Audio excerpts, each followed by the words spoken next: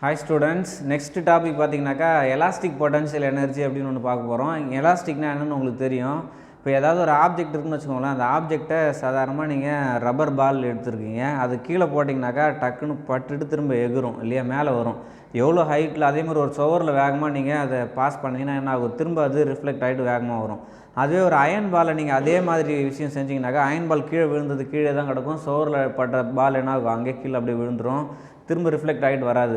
இப்போ எந்தெந்த பொருட்கள்லாம் எலாஸ்டிக் ப்ராப்பர்ட்டி இருக்கோ அதுக்கு வந்து பார்த்திங்கனாக்கா கொஞ்சம் ஒரு வித்தியாசமான கேரக்டர்ஸ்லாம் இருக்கும். ஃபார் எக்ஸாம்பிள் எதுக்கெலாம் எலாஸ்டிக் ப்ராப்பர்ட்டி இருக்குது சார் அப்படின்னு கேட்டிங்கன்னா, ரப்பர், பிளாஸ்டிக்கு, அடுத்தது ஸ்டீலு, அப்புறம் ஸ்ப்ரிங்கு, இதுக்கெலாம் பார்த்திங்கன்னா எலாஸ்டிக் ப்ராப்பர்ட்டி நிறையா இருக்குது. ஓகேவா, இங்கே நம்ம என்ன எடுத்துக்க போகிறோம்னா ஒரு ஸ்ப்ரிங் எடுத்துக்க போகிறோம். அந்த ஸ்ப்ரிங் எடுத்துக்கிட்டு அதுக்கு ஒரு விதமான ஃபோர்ஸ் கொடுக்க போகிறோம், ஒரு அப்ளைடு ஃபோர்ஸ் கொடுத்தாக்கா அதில் திரும்ப ரீஸ்டோரிங் ஃபோர்ஸ் எப்படி இருக்குது, அதனால் எந்த மாதிரியான ஈக்குவேஷன்ஸ் இருக்குது, அதில் எவ்வளோ எனர்ஜி பொட்டன்ஷியல் எனர்ஜி ஸ்டோர் ஆகுது அப்படின்னு நம்ம பார்க்க போகிறோம். ஓகேவா, ஃபஸ்ட்டு இங்கே என்ன கொடுத்துருக்காங்கன்னு பாருங்கள், எலாஸ்டிக் பொட்டன்ஷியல் எனர்ஜி அப்படின்னு உங்களுக்கு 5 மார்க்கில் கேட்குறாங்கன்னு வச்சுக்கோங்களேன். கேட்டாங்கனாக்கா இது மட்டும் நீங்கள் எழுதுனா போதும். ஓகேவா, first what is elastic potential energy அப்படின்னு டெஃபினேஷன் எழுதிருங்க. அதுக்கப்புறமா அதுக்கான டயக்ராம், அப்புறம் இதிலேருந்து எந்த மாதிரி நம்ம ஈக்குவேஷனை டெரைவ் பண்ணுறோம் அப்படின்னு எழுதிடலாம். இந்த potential energy possessed by spring. ஓகேவா, நம்ம இங்கே எடுத்துக்கிட்ட ஆப்ஜெக்ட் என்னது, ஸ்ப்ரிங் எடுத்துருக்கோம். அதுக்கு கண்டிப்பாக நீங்கள் பிடிச்சி அதை இழுத்திங்கன்னா என்ன ஆகும், it has some potential energy. அதை இழுத்துட்டு விட்டிங்கனாக்கா திரும்ப ஒரிஜினல் பொசிஷனுக்கு போயிடும் இல்லையா. அப்போ the potential energy possessed by spring due to deformation force. இப்போ நம்ம ஜென்ரலாக ஃபோர்ஸ்ன்னு சொல்லுவோம், இது டிஃபார்மேஷன் ஃபோர்ஸ்னால் என்ன, உருக்குலைவு விசை அப்படின்னு சொல்கிறாங்க. அதாவது ஒரு பொருளை வந்து தன்னுடைய அதோடைய நிலையை சேஞ்ச் பண்ணுற அந்த விசைக்கு பேர் என்ன சொல்லுவாங்க, டிஃபார்மேஷன் ஃபோர்ஸ் அப்படின்னு சொல்லுவாங்க. Which stretches or compresses. ஸ்ப்ரிங்கை வந்து நீங்கள் 2 விதமாக செய்யலாம், ஒன்று பிடிச்சி அழுத்தலாம், இல்லைனா அதை பிடிச்சி இழுக்கலாம்.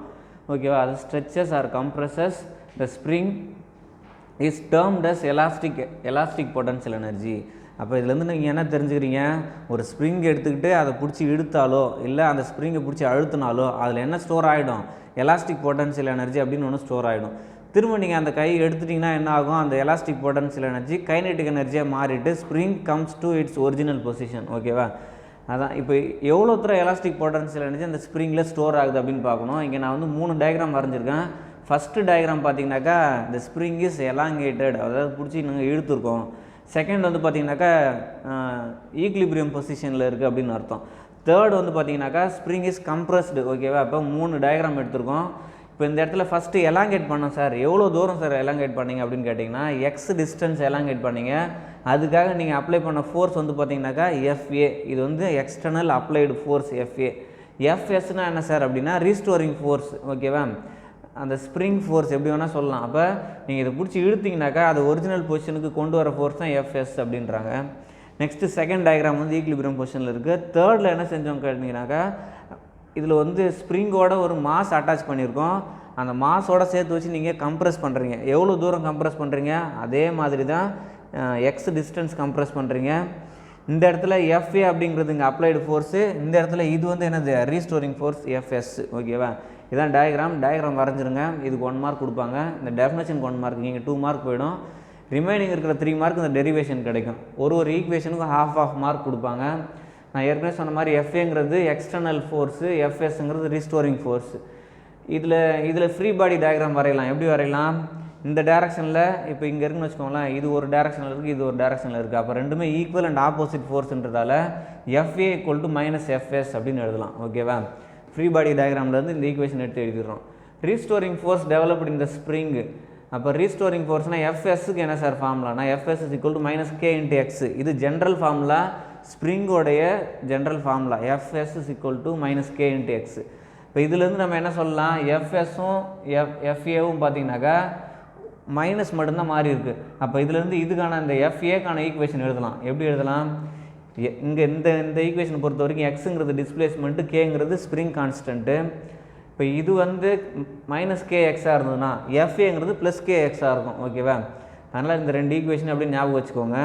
இதுக்கு அடுத்தது பொட்டன்ஷியல் எனர்ஜிக்கான ஃபார்முலாவுக்கு போயிடணும். பொட்டன்ஷியல் எனர்ஜிக்கு என்ன formula, work done by the applied force stored as elastic potential energy. நம்ம பிடிச்சி இழுக்கிறோம் இல்லை கம்ப்ரெஸ் பண்ணுறோம் இல்லையா, அப்போ செஞ்ச வேலைங்கிறது என்னவா ஸ்டோர் ஆகிடுமா, எலாஸ்டிக் பொட்டன்ஷியல் எனர்ஜியாக ஸ்டோர் ஆகிடும். அப்போ பொட்டன்ஷியல் எனர்ஜிக்கு ஃபார்முலா என்ன, U = ∫FA.dr. இது general formula for potential energy. இப்போ இதில் எஃப்ஏவும் டிஆரும் பார்த்தீங்கன்னாக்கா டாட் ப்ராடக்ட்டில் இருக்குது. அப்போ A vector dot B vector மாதிரி இருக்குது. அப்போ எப்படி வரும்? ஏபி காஸ் தீட்டா அப்படின்னு கிடைக்கும். அதை modulus of A modulus of B cos தீட்டான்னு கிடைக்கும். இப்போ modulus of F vector modulus of DR vector cos theta. இப்போ இந்த இடத்துல இங்கே ஃபோர்ஸ் நான் அப்ளை பண்ணுறேன் சார். டிஸ்பிளேஸ்மெண்ட்டும் ஃபோர்ஸும் சேம் டைரக்ஷனில் இருக்குது. அப்போ தீட்டாவோட வேல்யூ இந்த இடத்துல 0 ஆகிடும். அப்போ இந்த ஈக்குவேஷன் வந்து எப்படி மாறுது? எஃப் டிஆர் காஸ் தீட்டா இந்த மாதிரி கிடைக்குது. 0 to x எப்படி சார் லிமிட் போட்டிங்க? லிமிட் வந்து பார்த்தீங்கன்னாக்கா அதோடைய ஈக்லிபிரியம் பொசிஷன் 0லேருந்து எக்ஸ் டிஸ்டன்ஸுக்கு போகுது. இங்கே பாருங்கள், இந்த இடம் நான் 0ன்னு எடுத்துக்கிறேன். x = 0. அது எது வரைக்கும் இழுத்துருக்காங்க? இந்த பாயிண்ட் வரைக்கும் இழுத்துருக்காங்கன்னா அப்போ எக்ஸ் டிஸ்டன்ஸ் வரைக்கும் இழுத்துருக்காங்க. அப்போ 0 to x FA dr cos theta. If FA applied ஃபோர்ஸ்னும் dx டிஸ்பிளேஸ்மெண்ட்னும் இந்த இடத்துல நம்ம drன்னு போட்டிருக்கோம். drனாலும் dxனாலும் ஒன்று தான், ரெண்டுமே டிஸ்பிளேஸ்மெண்ட்டு தான். நம்ம கன்வீனியன்ட்டுக்காக எழுதிட்டோம். தீட்டாவோட வேல்யூ பார்த்தீங்கன்னா 0 இருக்குது. ஏன் சார் 0 இருக்குது? நீங்கள் அப்ளை பண்ண ஃபோர்ஸோட டைரக்ஷனும் நெக்ஸ்ட்டு டிஸ்பிளேஸ்மெண்ட் ஆனதும் பார்த்தீங்கன்னாக்கா ரெண்டுமே சேமாக இருக்கிறதுனால தீட்டாவோட வேல்யூ 0, காஸ் 0 1 ஆகிடும். அப்போ இந்த டேர்ம் வந்து என்ன ஆகிடும்? இது வந்து 1 ஆகிடும். ஓகேவா? அப்போ ரிமைனிங் என்ன இருக்குது? FA மட்டும் இருக்குது, இங்கே DR இருக்குது. டிஆருக்கு பதிலாக நான் DX போட்டுட்டேன். FAக்கு பதிலாக ப்ளஸ் KX அப்படின்னு படித்தோம் இல்லையா? அது பாருங்கள், FA = ப்ளஸ் KX. அதை கொண்டு வந்து இங்கே போட்டுறீங்க. இந்த லிமிட்டை போட்டுறீங்க. K தனியாக எடுத்துறீங்க, கான்ஸ்டன்ட்டு, ஃபோர்ஸ் கான்ஸ்டன்ட்டு. எக்ஸை இன்டகிரேட் பண்ணிங்கன்னா x²/2 அப்படின்னு கிடைக்கும். Integral x dx = x²/2. அது வந்து இன்டகிரேஷன் ஃபார்முலா. நான் ஃபார்முலா அப்ளை பண்ணிட்டேன். இந்த லிமிட்டை கொண்டு வந்து 0 to x போட்டேன். இப்போ upper limit minus lower limit அப்படின்னு கிடைக்கும். அப்பர் லிமிட் என்ன? எக்ஸ் இருக்கிற இடத்துல திரும்ப எக்ஸே தான் போட போகிறீங்க. அப்போ x²/2ன்னு கிடைக்கும். மைனஸ் 0ன்னு கிடைக்கும். அந்த 0 நான் விட்டுட்டேன். இந்த இடத்துல இருக்கிற 2 1/2ன்னு எழுதிக்கிட்டேன். K எழுதிக்கிட்டேன். x² அப்படியே எழுதிக்கிட்டேன். ஓகேவா? இப்போ நெக்ஸ்ட் வந்து பார்த்தீங்கன்னாக்கா if the mass is changed from the position x initial to x final. அப்போ xi to xfக்கு என்ன ஆகுது? மாஸ் வந்து மாறுது அப்படின்னு வச்சுக்கிட்டிங்கன்னா அப்போ இந்த ஈக்குவேஷனே எப்படி வரும்? இதில் 0 to xன்றதால இந்த மாதிரி ஒரு ஈக்குவேஷன் கிடச்சிது. ஓகேவா? 0 to xனாக்கா உங்களுக்கு இந்த ஈக்குவேஷன் ரைட். அதுவே x initial x final வரைக்கும் இருந்ததுனாக்கா u = 1/2 k × xf² - fi² அப்படின்னு கிடைக்கும். இது நெக்ஸ்ட் ஃபார்முலா. நெக்ஸ்ட் வந்து பார்த்தீங்கன்னாக்கா force displacement graph for spring. இதில் ஃபோர்ஸ் டிஸ்பிளேஸ்மெண்ட்டுக்கு இந்த மாதிரி கிராஃப் வரையலாம். அதே மாதிரி இன்னொன்று கைனெட்டிக் எனர்ஜி பொட்டன்ஷியல் எனர்ஜி ஸ்ப்ரிங்குக்கு அதுக்கு தனியாக ஒரு கிராஃப் இருக்குது. அதை நீங்கள் உங்கள் புக்கில் இருக்குது, பார்த்துக்கோங்க. உங்களுக்கு இது தனியாக கேட்குறாங்க அப்படின்னா நீங்கள் இதை எழுதுங்க, இல்லைனாக்கா எழுத தேவையில்லை. ஓகேவா? இப்போ இதில் ஃபோர்ஸ் வந்து நீங்கள் என்ன செய்கிறீங்க? ஃபோர்ஸ் ஒய் ஆக்சிஸ்லேயும் டிஸ்பிளேஸ்மெண்ட் எக்ஸை வந்து எக்ஸ் ஆக்சிஸ்லேயும் எடுத்துக்கிட்டு நீங்கள் ஒரு கிராஃப் வரைகிறீங்க. வரைஞ்சிங்கனாக்கா அதில் கிடைக்கிற அந்த ட்ரையாங்கிள் இருக்கு இல்லையா? அந்த ட்ரையாங்கிளோட ஏரியா எதை கொடுக்குமா? ஏரியாங்கிறது உங்களுக்கு டிஸ்பிளேஸ்மெண்ட்டை கொடுக்கும் அப்படின்றாங்க. அப்போ area = base into 1/2 base into height. இப்படி போட்டிங்கன்னா ஏரியா = 1/2 kx² அப்படின்னு கிடைக்குது. ஓகேவா?